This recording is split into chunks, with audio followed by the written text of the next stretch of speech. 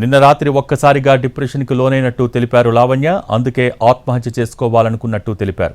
అయితే రాజేష్ అనే వ్యక్తి తనను అడగకుండానే ఉదయం డీజీపీ ఆఫీస్కి వెళ్లాడని చెబుతున్నారు లావణ్య. రాజేష్ అనే వ్యక్తి తాను ఒక అడ్వకేట్నని, కేసు టేకప్ చేస్తానని తనకు మెసేజ్ పెట్టినట్టు తెలిపారు. అప్పటికే బాధలో ఉంటే రాజేష్ అనే అడ్వకేట్ మరింత ఇబ్బంది పెట్టినట్టు చెబుతున్నారు లావణ్య.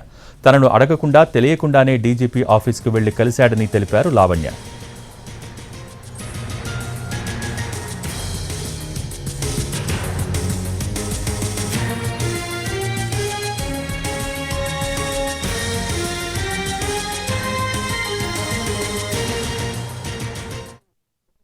దెబ్బలు, ఈ మాటలు చాలా చాలా వేదనకు గురి చేశాయి. ఇంకా బతకొద్దు అన్న దాంట్లోనే చచ్చిపోదాం అనుకున్నాను. ఆయన చావు కారణం ఇప్పటికి పోయినా ఎప్పటికి పోయినా ఒకవేళ ఎవరైనా చంపినా కూడా అది మాల్వి మల్హోత్రానే అంటాం.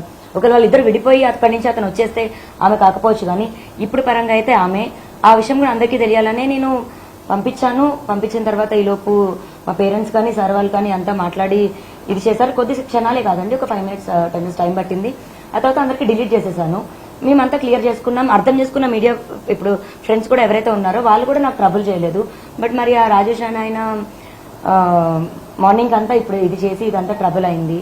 ఓకే, నేను మెసేజ్ పెట్టడానికే తప్పు అంటే నా ఎమోషన్స్ అలా వెళ్ళాయి, స్టేట్ ఆఫ్ మైండ్ నాది అలా ఉండింది. లేదు, అది అబద్ధం, అది ఖచ్చితంగా అబద్ధం. అది మెసేజ్ నా దగ్గర ఉంది. వాట్సాప్ అయినప్పటికీ కూడా నేను కాల్ అన్నది రికార్డ్ చేస్తున్నాను. నా సేఫ్టీలో కూడా నేను ఉండాలి కదా, నా దగ్గర కాల్ కూడా ఉంది. మాట్లాడిన ప్రతి వర్డ్.